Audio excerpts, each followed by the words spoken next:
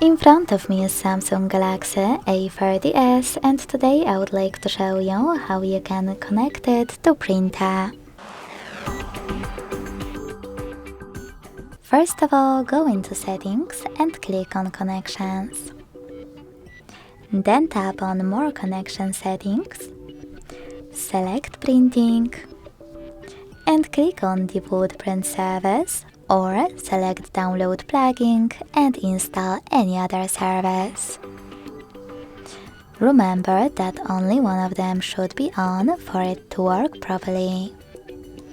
So when I click on default one, I can see that my device is searching for a printer.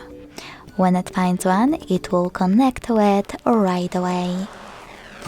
Thanks so much for watching. If you enjoyed this video, don't forget to leave a like, comment and subscribe. Bye!